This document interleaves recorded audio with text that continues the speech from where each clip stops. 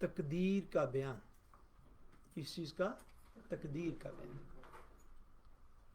اللہ تبارک و تعالیٰ کے بندے جو کچھ نیکی یا بدی کے کام کرتے ہیں وہ سب اللہ تعالیٰ کے علم ازلی کے مطابق ہوتا ہے. علم ازلی یعنی اللہ تبارک و تعالیٰ کا وہ علم جو ہمیشہ سے اس کی ذات بابرکات کو حاصل ہے.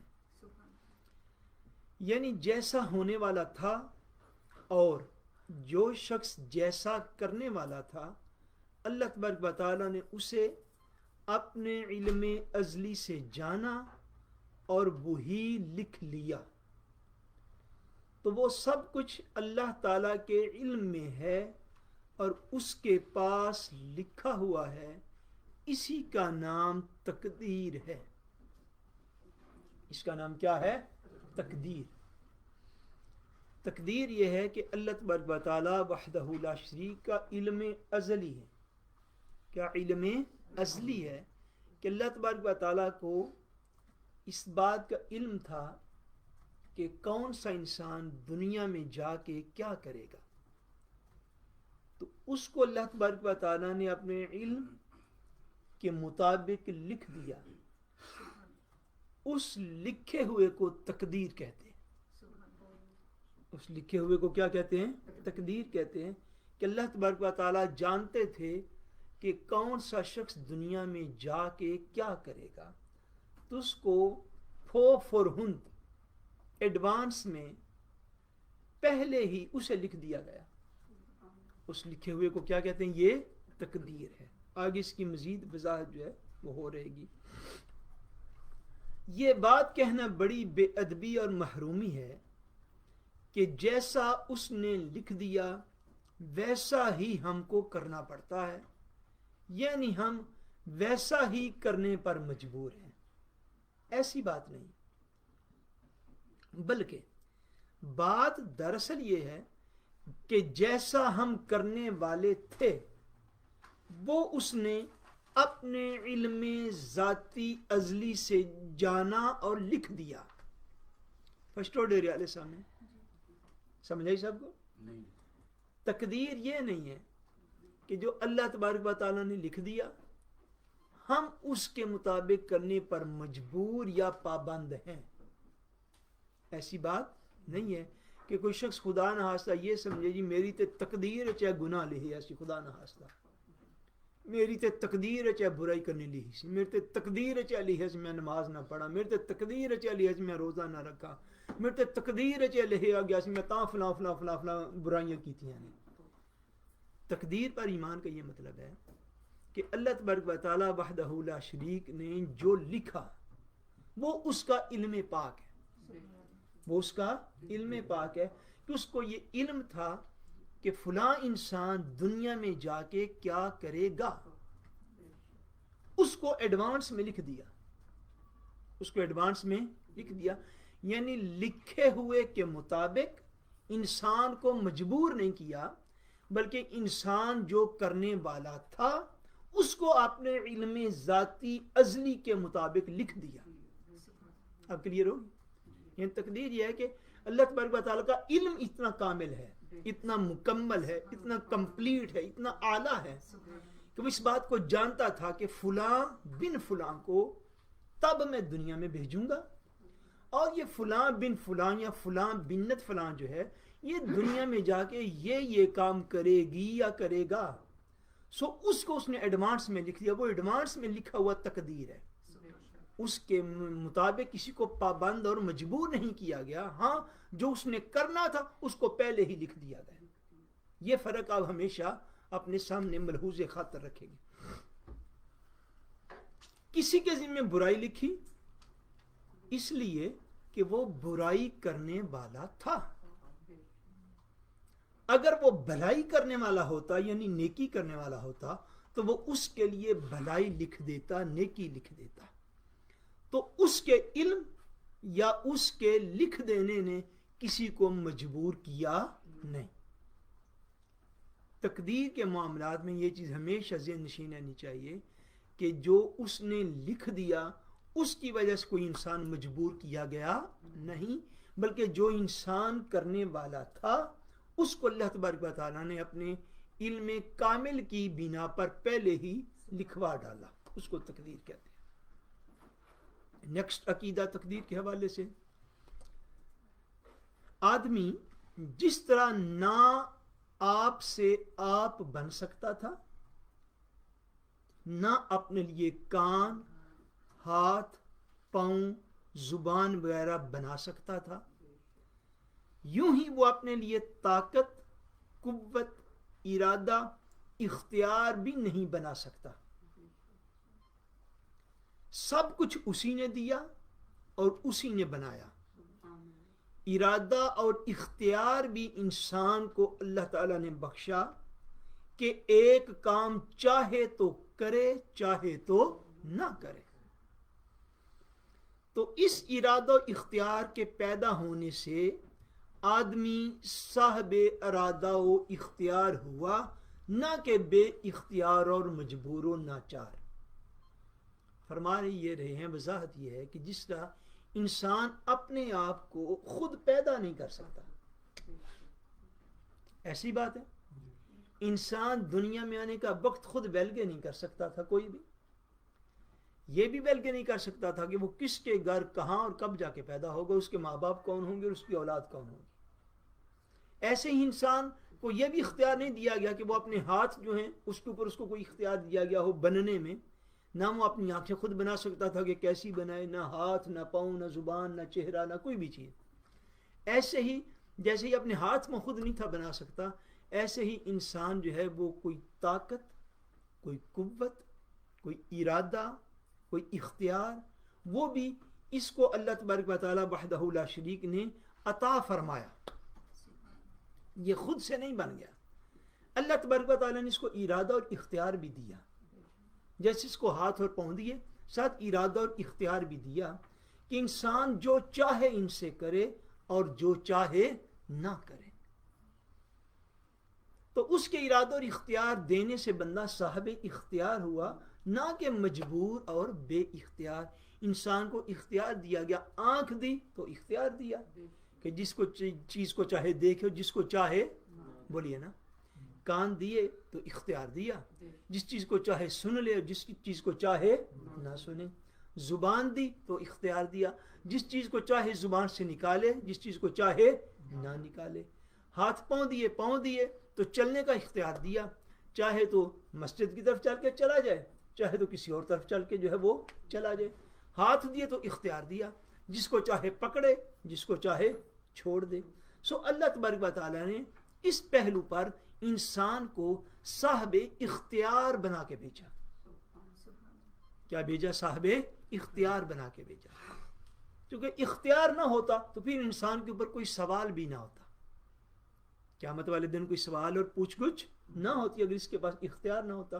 اب بے اختیار مخلوق ہے، جیسے پتھر ہیں، پتھروں سے تو کوئی قیامت والے دن سوال نہیں، درختوں سے تو کوئی سوال نہیں۔ اسے یوں سمجھو کہ اللہ تبارک و تعالیٰ نے آدمی کو پتھر اور دیگر جمادات کی طرح بے حس و حرکت نہیں پیدا کیا، بلکہ ایک نوع یعنی ایک قسم اختیار دیا ہے، اور اس اختیار کے ساتھ عقل بھی دی ہے۔ سبحان اللہ، اختیار بھی دیا ہے اور عقل بھی عطا فرمائی۔ عقل اللہ تبارک و تعالیٰ کا بہت بڑا عطیہ اور نعمت ہے انسان کے لیے۔ دی کس لیے ہے کہ تاکہ یہ بھلے اور برے، نفع اور نقصان کو پہچان سکے۔ عقل اس لیے عطا فرمائی ہے، اختیار دیا اور اختیار کے ساتھ ساتھ کیا عطا فرمایا؟ عقل عطا فرمائی ہے کہ یہ نیکی اور بدی میں، گناہ اور ثواب میں، نفع اور نقصان میں یہ فرق کر سکے۔ پھر کیا کیا؟ سبحان اللہ، پھر ہر قسم کے سامان اور اسباب پیدا کر دیے ہیں کہ جب کوئی کام کرنا چاہتا ہے تو اسی قسم کے سامان مہیا ہو جاتے ہیں۔ اب اتنا اختیار جس کو اللہ تبارک و تعالیٰ نے جس مخلوق کو دیا ہے اپنی ساری مخلوقات میں، اس سے سوال جواب تو بنتا ہے نا قیامت والے دن، کہ انسان جس طرح کا کام کرنا چاہتا ہے اس طرح کے اس کو اسباب اور اس طرح کی چیزیں اس کو کائنات میں مہیا ہو جاتی ہیں. وہ گھر سے چل کے یہاں پہ آنا چاہتا ہے تو قدرت نے آنے کے لیے اس کو گاڑیاں دے دی. یعنی ساتھ اسباب بھی عطا فرمائے. سب سے پہلے تو چل کے آنے کے لیے 2 پاؤں دی ہیں, پھر سواریاں عطا فرمائیں. کوئی گھوڑے پہ بیٹھ کے سفر کرتے تھے, لوگ اونٹ پہ بیٹھ کے کرتے تھے, گدھے اور خچر پہ بیٹھ کے کرتے تھے. اب دور بدلا, سائیکل آ گئے, موٹر سائیکلیں آ گئی, گاڑیاں آ گئی. یعنی اسباب بھی اللہ تبارک و تعالیٰ ساتھ انسان کو عطا فرماتا ہے. یہ 3 چیزیں ہوگی جو بھی ہم نے پڑھی. پہلے جسم کے اعضاء, کیا چیز؟ جسم کے, بولیے نا, جسم کے کھرپ دیلر, جسم کے اعضاء دیے. پھر ان کے اوپر اختیار عطا فرمایا, پھر ان کے اوپر اختیار عطا فرمایا. پھر اختیار کے ساتھ انسان کو عقل عطا فرمائی. کیا عطا فرمایا؟ عقل عطا فرمائی. پھر عقل کے ساتھ چوتھی چیز, اس کو اسباب بھی عطا فرمائے. اس کو دنیا میں ساری چیزیں عطا فرمائی. اگر وہ سانس لینا چاہتا ہے تو اس کو آکسیجن عطا فرمائی. دیکھنا چاہتا ہے تو روشنی عطا فرمائی. روشنی نہ ہو تو بندہ دیکھ سکتا. اب یہ لائٹیں بند کر دیں, ابھی ہم کچھ بھی دیکھنے کے قابل نہیں رہیں. انڈرسٹینڈ ہوئے؟ وہ جو کچھ کرنا چاہتا ہے پھر اس کو اس کے اسباب اللہ تبارک و تعالیٰ نے عطا فرمائے. مکان بنا کے رہنا چاہتا ہے تو اس کو مٹی اور پتھر اور اینٹیں اور گاروں اور لکڑی عطا فرمائی کہ بھائی بنا لو, جیسے عظیم الشان تم بنا سکتے ہو, جتنی تمہاری استطاعت ہے بناؤ. یعنی جو چیز بھی ہے پھر اس کے اللہ تبارک و تعالیٰ نے اسباب عطا فرمائے. اور اسی بنا پر مواخذہ یعنی پوچھ گچھ قیامت والے دن اور حساب و کتاب ہے. یہی وجہ ہے کہ انسان سے پوچھا جائے گا کہ ہم نے اتنی نعمتیں تمہیں عطا فرمائی. سورۃ تکاثر کہاں پہ ختم ہوتی ہے؟ سورۃ تکاثر کہاں پہ ختم؟ وَلَا تَسْأَلُنَّ يَوْمَئِذٍ عَنِ النَّعِيمِ. فرمایا وہ دن آئے گا کہ جس دن تم سے جو ہم نے نعمتیں تمہیں عطا فرمائی تھی ان کا تم سے ضرور پوچھا جائے گا. ہم نے تمہیں نعمتیں عطا فرمائی دنیا. اب جو مالک ہوتا ہے وہ پوچھ تو سکتا ہے بھائی میں نے تمہیں یہ بھی دیا, یہ بھی دیا, اتنی میں تمہیں لن دیتا ہوں, ایک تھیمے کا میں تمہیں 200-300 کروڑ دے رہا ہوں. تو مالک شام کو پوچھتا نہیں بھائی تم نے کیا کیا. بھائی مالک یہ رت رکھتا ہے کہ نہیں رکھتا؟ بھائی وہ دینے والا ہے. اس نے جسم عطا فرمایا, اس کے اوپر کرم نوازی ہمارے اوپر یہ کہ گناہ گاروں کے اوپر کہ ہمیں مسلمانوں کے گھر میں پیدا فرما دیا, اور مسلمانوں میں پھر ہمارے اوپر یہ کرم نوازی فرمائی کہ ہمیں اہل سنت کے گھرانوں میں پیدا فرمایا. اس کے اوپر کرم نوازی یہ ہے کہ اللہ تبارک و تعالیٰ نے ہمیں مساجد سے, خانقاہوں سے وابستہ فرما دیا. پھر اللہ کریم نے ہمیں رزق حلال عطا فرمایا. پھر اللہ کریم نے ہمیں اولادیں عطا فرمائی. پھر اللہ کریم نے ہمیں عزت کی ایک زندگی نصیب فرمائی. یہ سارا کچھ جو مالک عطا فرمانے والا ہے, اسی بنا پر وہ فرماتے, اسی بنا پر حساب کتاب ہے, اسی بنا پہ پوچھ گچھ ہے قیامت والے دن, اسی چیز کا حساب کتاب ہے. تمہیں یہ نعمت دی تھی, بتاؤ تم نے دنیا میں ہماری دی ہوئی نعمتوں کے ساتھ کیا سلوک کیا. جو طاقت تمہیں دی, جو قوت عطا فرمائی, جو اختیار دیا, تم نے اس کو کس طرح یوٹیلائز کیا ہے, تم نے کیسے اس کو استعمال کیا. یہی حساب کتاب ہے, یہی قیامت کا دن. اپنے آپ کو بالکل مجبور یا بالکل مختار سمجھنا, یہ دونوں گمراہی. اپنے آپ کو بالکل مجبور سمجھ لینا کہ جو لکھا گیا میں اس کا پابند ہو گیا ہوں, یا اپنے آپ کو بالکل آزاد سمجھ لینا, اپنے آپ کو بالکل آزاد سمجھ لینا, یہ دونوں باتیں گمراہی ہیں. اس کے درمیان ایمان اور تقدیر ہے. نیکسٹ عقیدہ, تدبیر تقدیر کے منافی یعنی خلاف نہیں, بلکہ تقدیر الہی کے موافق یعنی مطابق ہے. جس طرح تقدیر کو بھول کر تدبیر یعنی سٹرگل اور کوشش پر پھولنا اور اسی پر مکمل اعتماد کر بیٹھنا کفار کی خصلت اور عادت ہے, یوں ہی تدبیر کو محض عبث و فضول یعنی ضائع اور لا حاصل و محمل بتانا کھلے گمراہ یا سچے مجنون کا کام ہے. اللہ اکبر. فرماتے ہیں کہ جو تدبیر ہوتی ہے نا, تدبیر سٹرگل کرنا کسی کام کے لیے, یہ چیزیں نشین اب کر لینی چاہیے کہ تدبیر جو ہے یہ تقدیر کے اپوزٹ نہیں ہے. تدبیر تقدیر کے بولیے اپوزٹ یا مخالف نہیں. تدبیر کیا ہے اور تقدیر کیا ہے؟ تدبیر یہ ہے، مثلا تقدیر یہ ہے کہ ایک انسان کو یہ اس کے مقدر کیا گیا کہ اس کو ایک دن میں 1000 کراؤن عطا فرمایا جائے گا. یہ ہے تقدیر. یہ کیا ہے؟ بولیے سر یہ کیا ہے؟ تقدیر. اب اس کے لیے تدبیر یہ ہے کہ انسان اس 1000 کراؤن کو حاصل کرنے کے لیے صبح صبح اٹھ کے نکل پڑتا ہے، جاب کرتا ہے، کاروبار کرتا ہے، بزنس کرتا ہے، جا کے کسی نہ کسی جگہ پر 7 8 گھنٹے 9 10 گھنٹے وہ کام کرتا ہے. کوئی بندہ تقدیر کا معنی یہ نہ سمجھ لے کہ تقدیر سے مراد یہ ہے کہ جو کچھ اللہ نے لکھ دیا، بھئی اگر اس نے میری تقدیر میں ایک دن میں 2000 کراؤن لکھ دیا ہے تو میں آرام سکون سے مصلی کے اوپر بیٹھوں، فجر پڑھ لی ہے، تسبیحات لے کے تو شروع کر دوں، 2 4 5 گھنٹے بعد اٹھوں گا، مصلی یوں کروں گا، نیچے سے 2000 کراؤن بھی نکل آئے گا. تقدیر کا یہ معنی بولی یہ معنی نہیں. تدبیر، سٹرگل، کوشش، محنت، اس چیز کو حاصل کرنے کے لیے محنت کرنا، یہ تدبیر کہلاتی ہے. بندہ بیمار ہو گیا، اس کو پتہ ہے صحت اور بیماری اللہ تبارک و تعالیٰ کی طرف سے.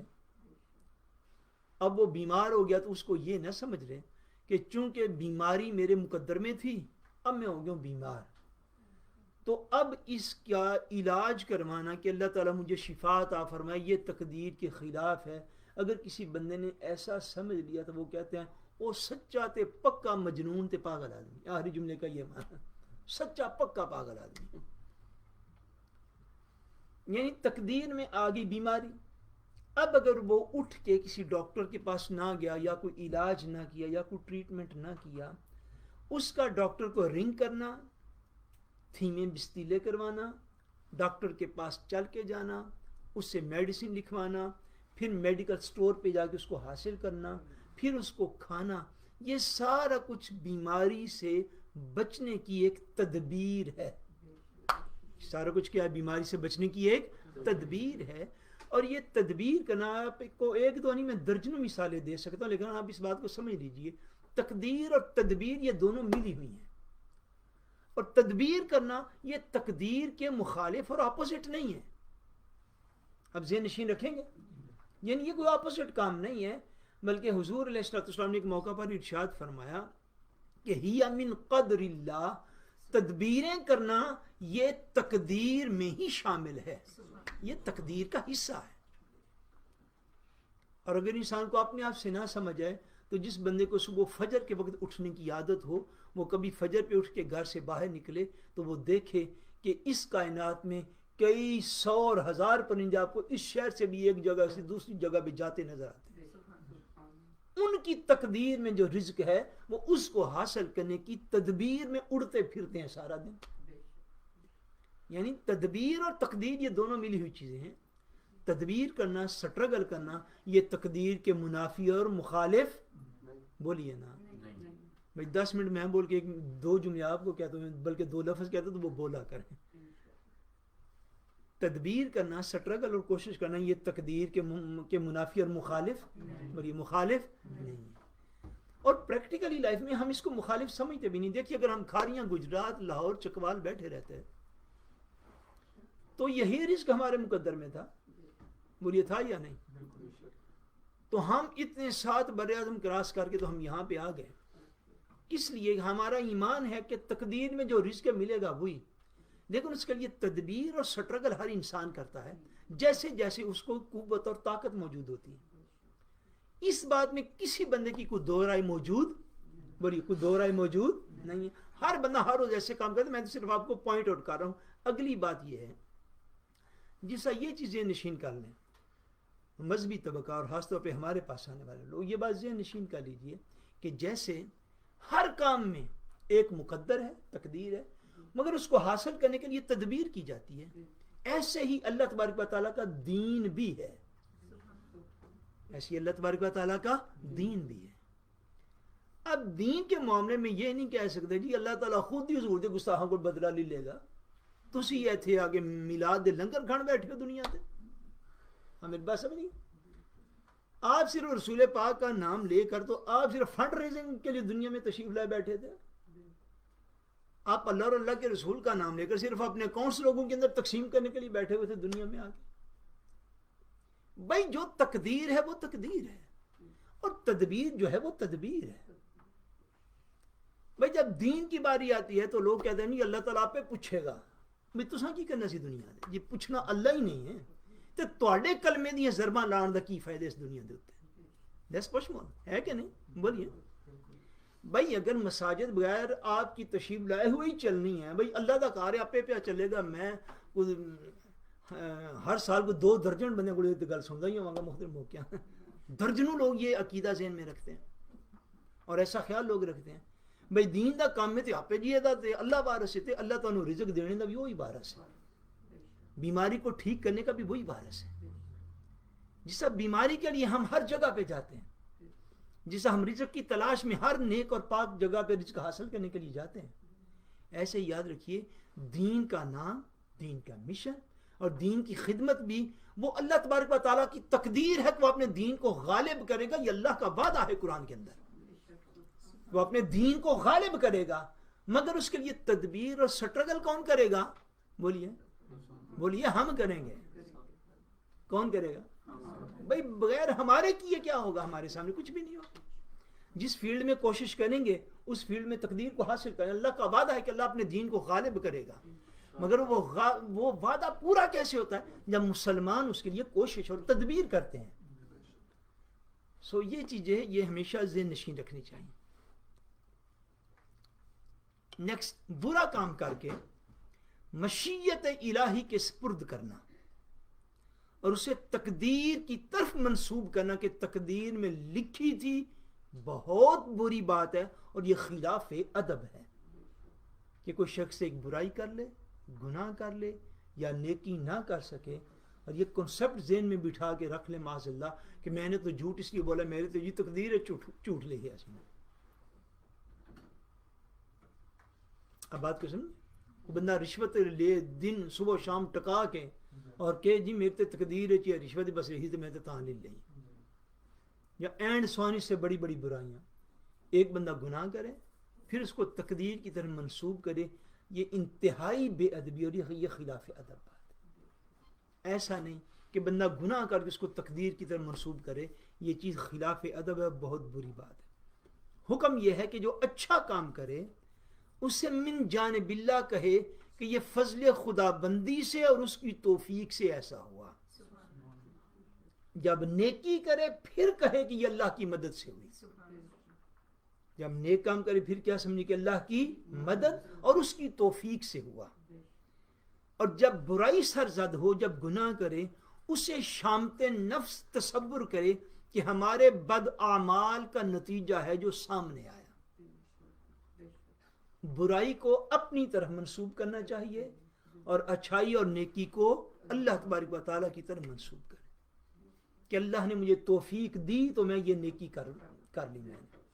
لیکن اگر برائی کرے تو اس کی تقدیر کی طرف نسبت نہ کرے, بلکہ کہے کہ میری خواہش نفس کی وجہ سے ایسا ہوا, میری شامت نفس کی وجہ سے ایسا ہوا. یہ نقصان کس لیے ہوا؟ اس لیے کہ میرے اعمال کا نتیجہ میرے سامنے آ گیا. اس لیے برائی کو اپنی طرف منسوب کرنا چاہیے اور اچھائی اور نیکی کو اللہ تبارک و تعالیٰ کی طرف منسوب کیا جائے. نیکسٹ, تقدیری امور یعنی تقدیر کے حوالے سے جو احکام ہیں, یعنی قضاء و قدر کے مسائل عام عقلوں میں نہیں آ سکتے. ان میں زیادہ غور و فکر کرنا یا انہیں اپنی محفلوں میں ذریعہ بحث بنا لینا ہلاکت و نامرادی کا سبب ہے اور باعث ہے. یعنی تقدیر ایک ایسا سبجیکٹ ہے جس کے اوپر سیمینار کرنے کی اجازت نہیں ہے, یہ ذہن نشین کرنی. اس کے اوپر لمبی چوڑی ڈسکشن گھروں میں بیٹھ کے کرنے کی اجازت نہیں ہے. یہ ایک ایسا امر ایمانی ہے کہ جو عام عقلوں سے ماورا ہے, انسان اس کو سمجھ نہیں سکتے.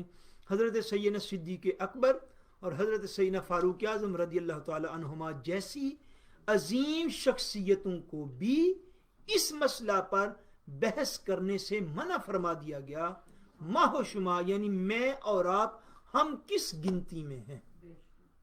حضور علیہ السلام نے اپنے صحابہ کرام کو بھی تقدیر کے امور پر بحث کرنے سے منع فرمایا. وہ علامہ اقبال کا غالباً شعر، اور شعر بڑا خوبصورت ہے.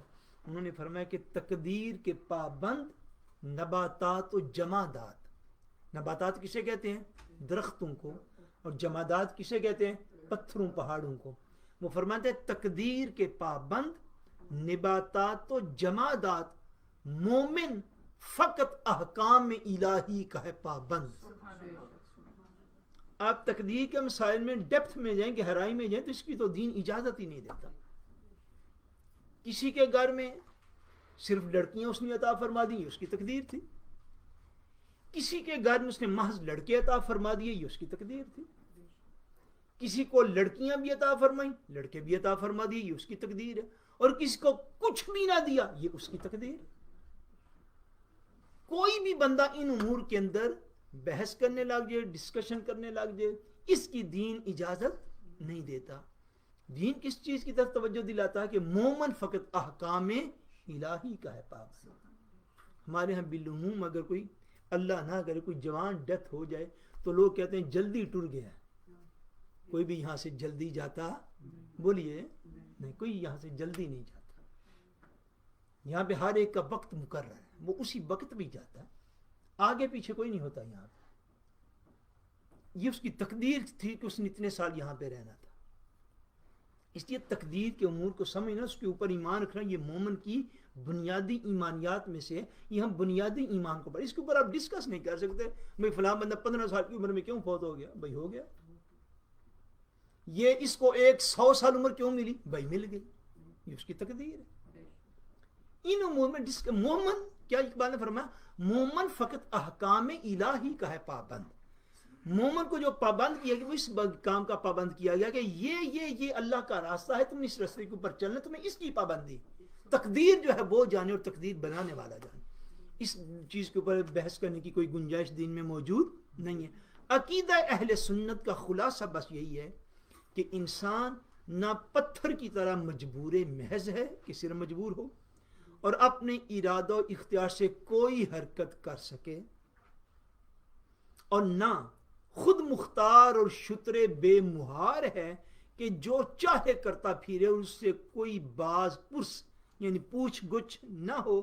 تقدیر ان دونوں کے درمیان ایک حالت کا نام ہے. یعنی عقیدہ اہل سنت یہ ہے، عقیدہ اسلام یہ ہے کہ تقدیر جو ہے وہ اس چیز کا نام نہیں کہ انسان بالکل بے اختیار اور مجبور ہے، ایسی بھی بات نہیں. اور اتنا کھلا بھی اس کو نہیں چھوڑا گیا کہ جو چاہے اور جیسے چاہے کرتا پھرے. ان دونوں کی درمیانی حالت کا نام تقدیر ہے. ان دونوں کی درمیانی حالت کا نام تقدیر ہے. آج ہم انشاءاللہ تبارک و تعالی یہیں پر ختم کر دیتے ہیں، اور اللہ تبارک و تعالی کا فضل و کرم ہوا تو انشاءاللہ تبارک و تعالی نیکسٹ ٹائم اس سے آگے موت اور قبر کا بیان جو اس کو شروع کریں گے. اللہ تبارک و تعالی اپنے فضل اور کرم کے ساتھ ہمیں عقائد اسلامیہ کو سمجھنے کی اور اپنے دلوں میں بسانے کی توفیق عطا فرمائے. وما علینا الا البلاغ.